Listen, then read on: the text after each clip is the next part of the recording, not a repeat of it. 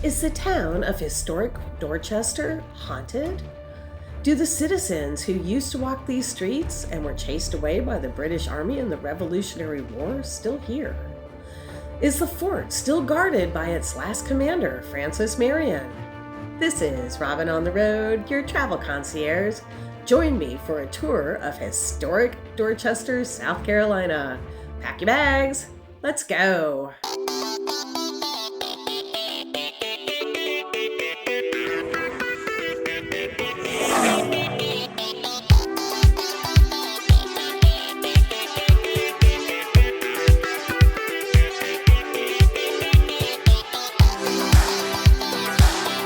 Greetings, fellow travelers, and thank you for joining me for a Robin on the Road adventure to Dorchester, South Carolina. For those of you who've watched my videos in the past, this is a new format, and as usual, I would love to get your opinion on it. Actually, while you're at it, smack that bell and subscribe, and let's see what we can do to get those algorithms rolling. On a recent on-the-road trip to South Carolina, I had the pleasure of touring Old Historic Dorchester State Park. Now, in honesty, there's really no town left here. What is left is the historic church bell tower and the Tabby Fort and a little bit of additional archaeology.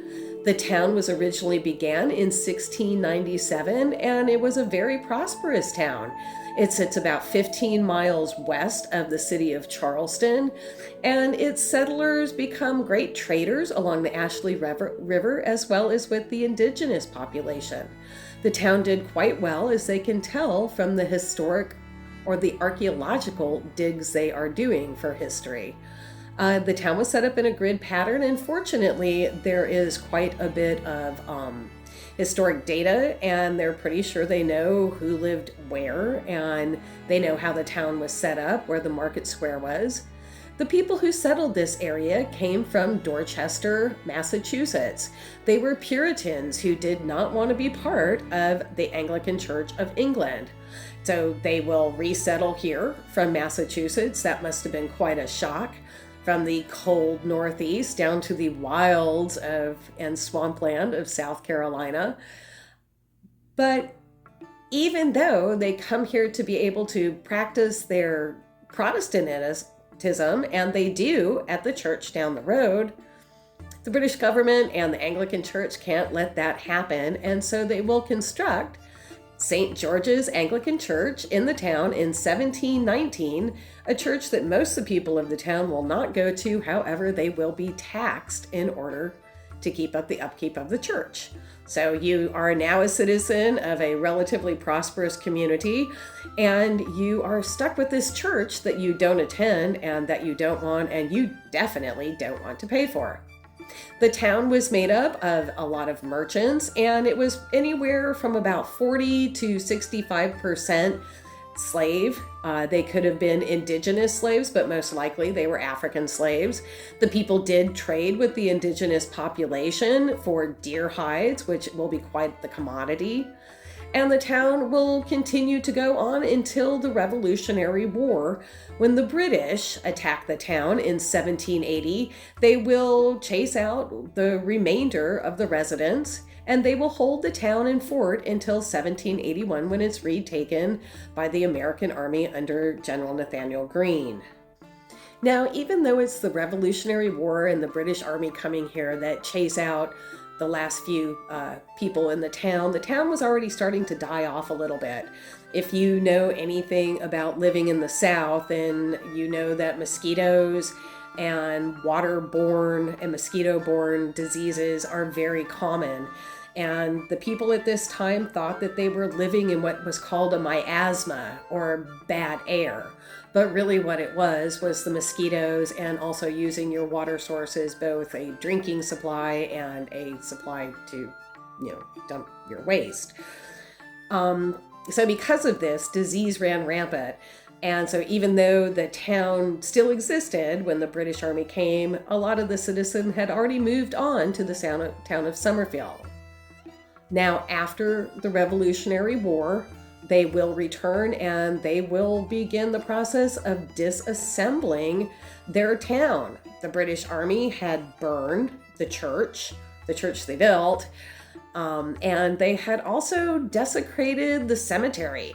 There is one marble slab stone in the cemetery, and it was very obvious that this stone had been hacked at and marred, but these were old marks. The stone had weathered since, and come to find out, the British Army had butchered their animals on this particular stone as just one more slap in the face of the citizens of this town.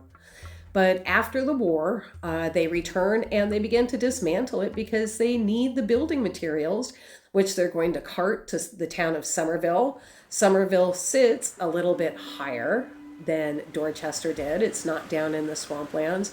And the citizenry has better health because of the better air in the town up in Summerville, which really has more to do with its height. But they credit these massive white pine trees that exist in the town.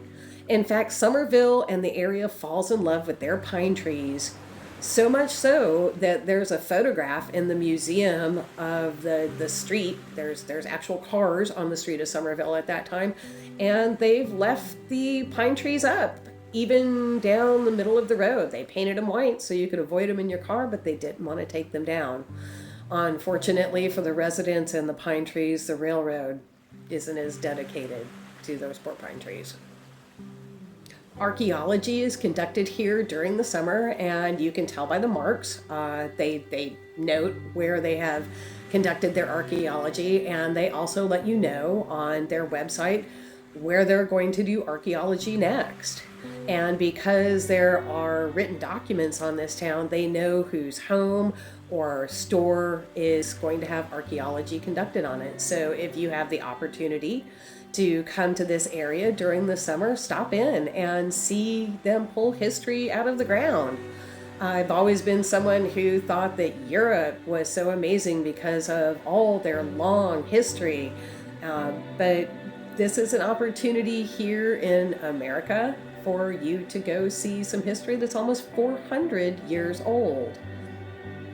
As you walk through this town, while there isn't a whole lot here, there's a eerie sense with the large oak trees and the Spanish moss blowing through the trees. It has a real presence.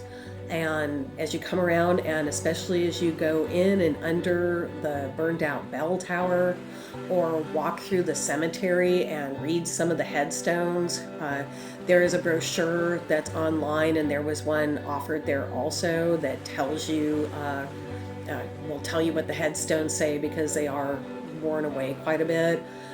If you've ever been to an older cemetery, you'll find that a lot of times a person's life story was told on a headstone, and this cemetery is no exception to that.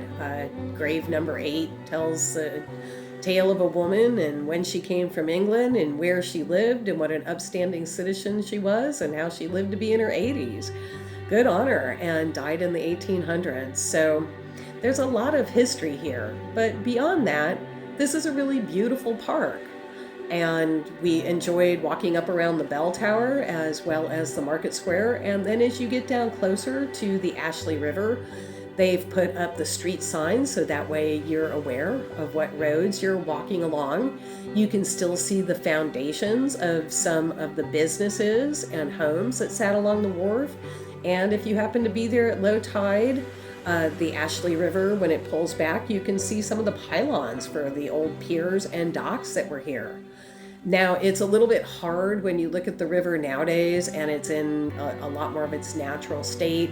It's hard to get an impression of some of the size of some of the boats that would come down the river. There additionally was a bridge that went across the river. Just be well aware as you're standing here and enjoying the beautiful South Carolina nature. There are alligators in the Ashley River.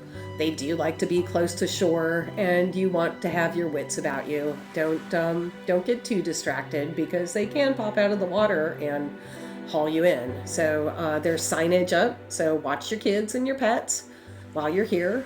The park itself is about 325 acres. We did enjoy a walk all the way through it. We walked down to the historic Tabby Fort. The last commander of this fort, as I said, is Francis Marion. It's called a Tabby Fort because of the coating that they put on the stone. It always amazes me that people who had no power equipment and just used pulleys and ropes and animals and even human strength managed to move some of the largest stone structures. And so it was originally constructed out of large slabs of stone, and then it will be coated in what's called tabby, which is made from burnt oyster shells crushed up. Lime is added, liquid is added, and it comes out to be almost like a concrete that they can just coat and protect the fort. There was an earthquake here in the late 1800s, and I do believe that that's what knocked down the one wall to the fort. But otherwise, the fort's in pretty decent shape. The building that housed all the gunpowder and explosives is gone, but you can see its foundations, and you can get a real feel for what it must have been like to be a soldier here. The fort was built initially to protect the citizens from the French. However, it will come to protect the citizens from the British, and then the British will take it over. And in 1781, it will be retaken by General Nathaniel Greene, and we will hold it to the end of the war, which we're just about at in 1781. So while here, I did take the time to walk through the park. There's about 324 acres. The town of Dorchester at one time was over 4,000 acres, so quite a bit of a difference. The park sits outside the town of Summerville, and I had the pleasure of staying at the Holiday Inn Express. I would recommend it. It was clean and quiet, affordable, and it's well located. I would recommend going down to the historic part of Summerville. I had some of the best fried chicken I've ever had in my life down there at the Ice House. And the museum was actually very interesting. However, the town, like a lot of places I've found in the South since COVID, it has a population explosion as people want to get out of the cities of the Northeast. So be prepared. The town has grown 200 to 300% in the last 5 years, and it shows. You're not going to get anywhere quickly. It does have a lovely historic area with homes that are just stunningly beautiful. And the natives that are there are still full of Southern charm and hospitality, but it is fading a little bit with the new population growth. Some things to know before you go. The park is open every day from 8 to 5. Summer hours, they extend 8 to 6. There is a small charge for coming here. It's $3 for adult, $1.50 for seniors, and $1 for children. The park, like I said, is about 324 acres. And I spent a few hours here. There were a lot of families out that day, and it wasn't the nicest South Carolina day. It was a little bit wet and cold. But there were a lot of children out running around, and people had a lot of pets, and they all came out to learn a little something. So I highly recommend the next time you are in South Carolina, maybe in Charleston, take that 20-minute drive and go up and visit historic Dorchester.